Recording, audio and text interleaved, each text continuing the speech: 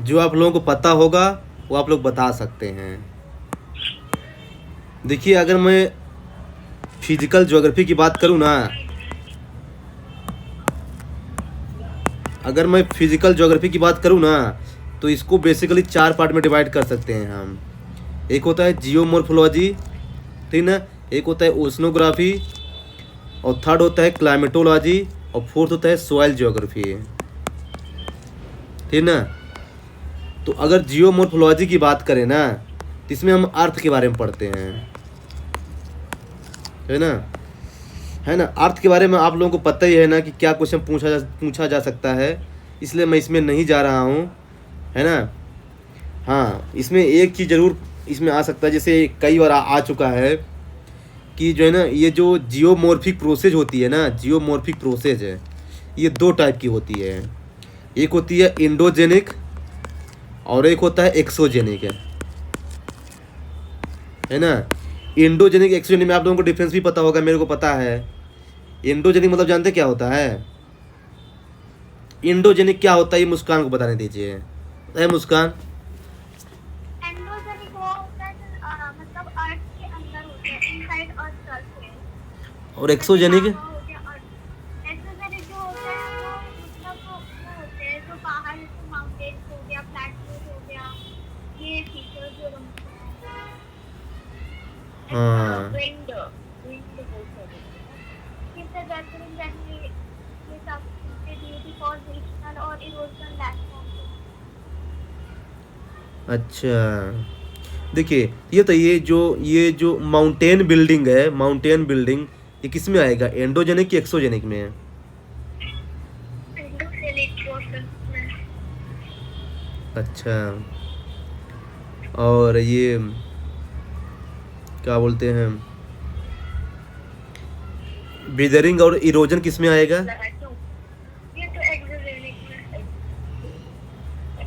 हाँ। हम्म। तो कहने का मतलब ये है ना, तो ये बताइए, ये जो डिजोल्यूशन है, कार्बोनेशन है, हाइड्रेशन है, ये किसका पार्ट है, एंडोजेनिक का कि एक्सोजेनिक का? क्या चीज भैया? डिजोल्यूशन, कार्बोनेशन, हाइड्रेशन, ये किससे वर्ड एसोसिएटेड है? ऐसे पूछेगा एग्जामिनर ना। ये तो वर्ड ही था, रिवाज समझी हूँ इसमें। ये तो वेदरिंग से रिलेटेड है भैया। हाँ, पकड़ लिए मुस्कान। कैसे होता है ये जैसे ये मतलब जैसे एक रॉक के अंदर एक कार्बन कुछ प्रेजेंट है, अलग अलग मिनरल्स प्रेजेंट है, फिर जैसे वो रॉक जो होता है ये इरोज होता है, तो वेदरिंग प्रोसेस। वेदरिंग भी 3 4 प्रकार की फेज से होती है, एयर से होती है, और क्लाइमेट चेंज होने के क्या वो क्लाइमेट जो रीजन की वजह से होती है। तो इससे जो मतलब सरफेस रिमूव होते जाते हैं और जो एक्सपोज होता जाता है, तो ऐसा होता है। क्या भैया आप बता दीजिए, क्योंकि मुझे ऐसा लगता है मैं एक्सप्लेन नहीं कर पाऊंगी। नहीं, हाँ सही है। सही है। हम्म। यही होता है। मतलब वो रॉक से सरफेस इरोड होती जाती है और जो क्या कहते हैं केमिकल्स होते हैं वो एक्सपोज होते जाते हैं। हाँ, वही है। देखिए, जो एंडोजेनिक फोर्स है ना, ये फर्दर 2 पार्ट में डिवाइड हो जाती है, ठीक ना। एक होता है, जानते क्या, मतलब जो है ना, मतलब जो एंडोजेनिक फोर्स है ना, ये फर्दर 2 पार्ट में डिवाइड होती है। एक होता है डायस्ट्रोफिज्म, है ना, और एक होता है सडन मूवमेंट है। हाँ, और ये जो डायस्ट्रोफिज्म है ना, ये फिर से 2 पार्ट में डिवाइड होता है। एक होता है ओरोगेनिक और एक होता है एपेरोगेनिक है। ये जो ओरोगेनिक होता है ना, इसमें माउंटेन का फॉर्मेशन होता है। और जो इपेरोगेनिक होता है ना, इसमें जो है ना, किसका फॉर्मेशन होता है मुस्कान? इरोजेनिक है। हाँ।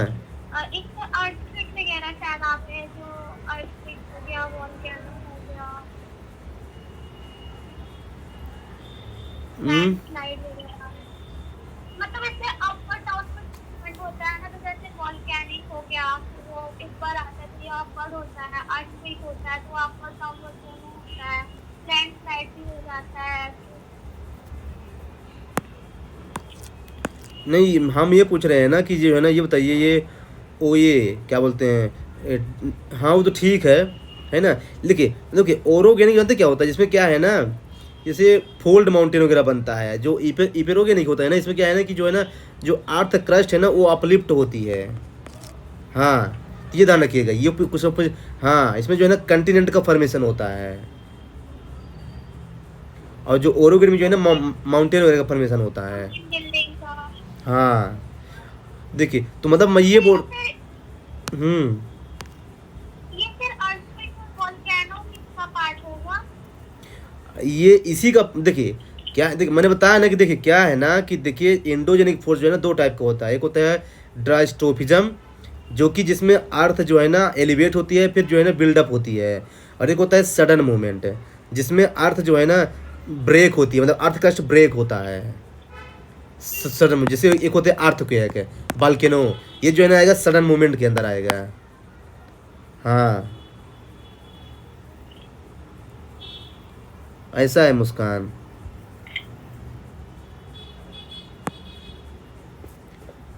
समझ में आया आपको मुस्कान? काजल आप हैं कि नहीं? अच्छा, काजल का डिस्कनेक्ट हो गया क्या?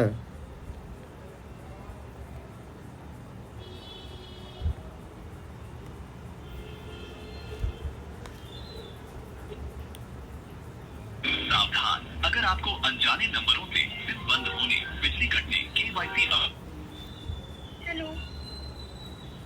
हाँ, हाँ काजल, क्या हो गया था?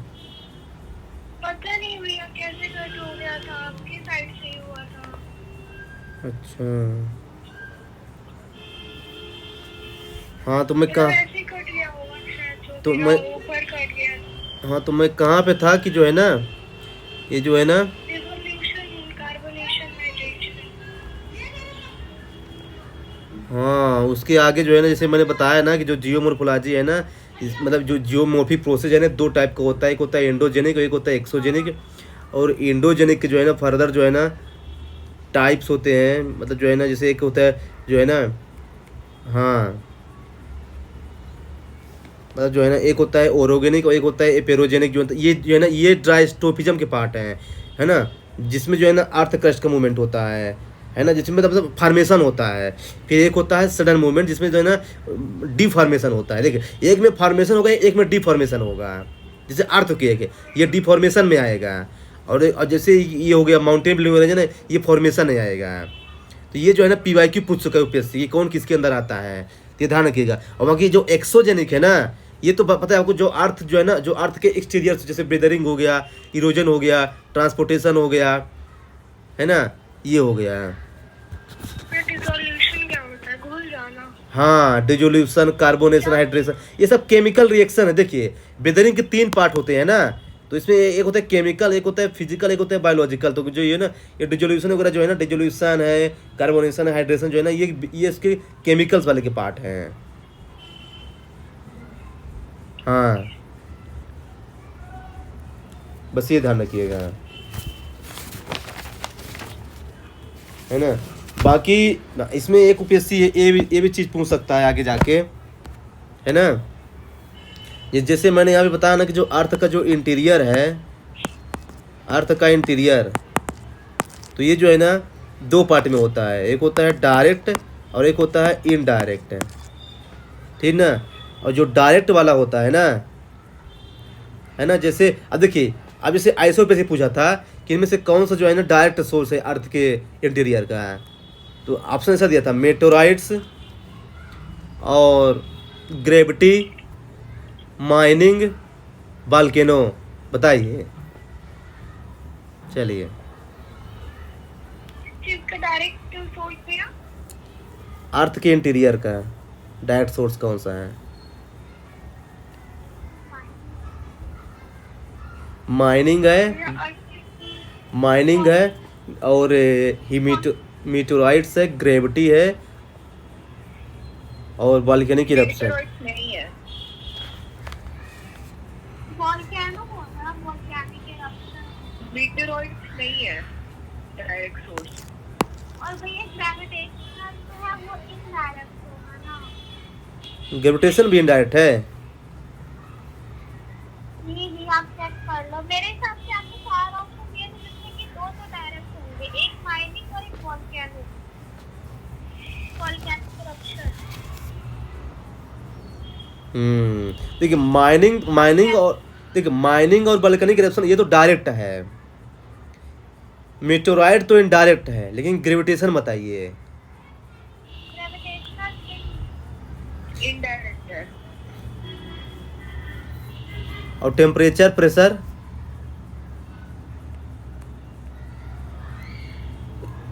टेम्परेचर और प्रेशर क्या है, ये पूछ चुके कई बार आई थिंक कि कौन किसके अंदर आता है, डायरेक्ट कि इनडायरेक्ट है। कोई क्लियर कर लीजिए। ये इनडायरेक्ट के अंदर आएगा। टेम्परेचर और प्रेशर। भैया मैं बस वो मानी गैस कंफर्म नहीं था, मुझे इसका वो पता है रीजन। और ये बताइए सीज्मिक एक्टिविटी। सिस्मिक एक्टिविटी तो इनडायरेक्ट होता है ना। और deep sea mining, deep sea drilling. ये तो डायरेक्ट होगा। और सरफेस रॉक। ये भी डायरेक्ट होगा। तो दोनों में डिफरेंस कैसे हम करें कि ये ना ये डायरेक्ट है कि ये डायरेक्ट है, मुस्कान बताइए। मतलब भैया माइनिंग और सरफेस रॉक में नहीं, डायरेक्ट और इनडायरेक्ट सोर्स में कैसे हम डिफरेंशिएट करें कि ये अर्थ के सोर्स का ये डायरेक्ट सोर्स है कि ये और ये इनडायरेक्ट सोर्स है, ये पूछ रहा हूँ मैं। डायरेक्ट सोर्स मतलब वो होते हैं ना कि जैसे आपने मतलब आप किसी जैसे ये मान लो माइनिंग हो गया, तो आप माइनिंग कर रहे हो तो आपको वहाँ पे पत्थर मिला, तो आपको डायरेक्ट मतलब दिख जाता है कि अच्छा अर्थ का ऐसा इंटीरियर है, उससे आपको स्टडी नहीं करना पड़ता है। अच्छा, और इनडायरेक्ट? भैया मुझे ऐसा लग रहा है मैं गलत बोल रही हूँ।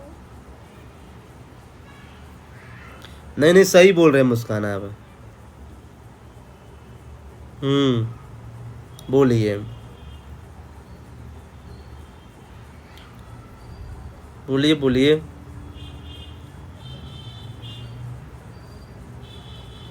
भैया इनडायरेक्ट में तो थोड़ा सर्च वर्च करना पड़ता होगा।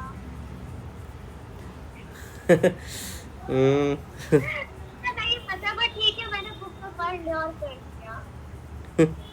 चलिए श्रुति आप बताइए, आप बताइए क्या डिफरेंस है डायरेक्ट और इनडायरेक्ट सोर्स में। हम कैसे डिफरेंशिएट करें कि हाँ ये डायरेक्ट है और ये इनडायरेक्ट है, बताइए। जो अर्थ से डायरेक्टली नहीं निकलता है वो इनडायरेक्ट होता है। मतलब अगर डायरेक्ट फॉर्म है, मतलब मैं खोद के देख पा रही हूँ अर्थ के अंदर क्या है या उसके मटेरियल्स में कर पा रही हूँ, लावा से बाहर आ रहा है वॉल्केनो के मटेरियल तो मैं बता पा रही हूँ। और अगर नहीं तो मैं इनडायरेक्टली अर्थ के बाहर से कुछ भी सामान मतलब इंटरप्रेट कर रही हूँ अर्थ को वाया समथिंग, वो इनडायरेक्ट होता है। ये इनडायरेक्ट वाला फिर से बताइए क्या बोल रहे हैं। कि मैं अर्थ को इंटरप्रेट कर रही हूँ किसी चीज के द्वारा, डायरेक्टली नहीं किसी चीज के द्वारा। जैसे जो एस वेव है, एस वेव सॉलिड से ट्रैवल नहीं करती, सॉलिड से ही ट्रैवल करती है।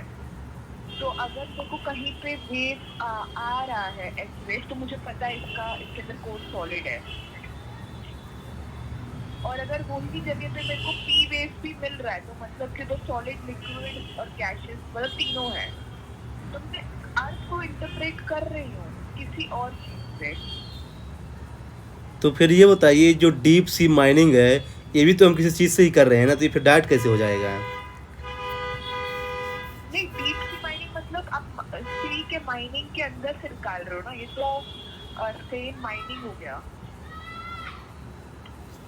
आप खोद के अंदर से निकाल रहे हो, सी के अंदर क्या है, सी के अंदर अर्थ है, अर्थ के अंदर से आप मटेरियल निकाल रहे हो, बस आप बोल रहे हो कि ये बसाल्ट है, फिर उसके अंदर आप जा रहे हो ये वो है, मतलब डायरेक्टली निकाल रहे हो ना अर्थ के अंदर से अर्थ का सामान। अच्छा। और इनडायरेक्टली इसलिए यूज करते हैं क्योंकि भैया डायरेक्टली आप कोई लेंथ तक ही अर्थ के अंदर जा सकते हो, उसके बाद पॉसिबिलिटी नहीं है अर्थ के अंदर जाने के लिए।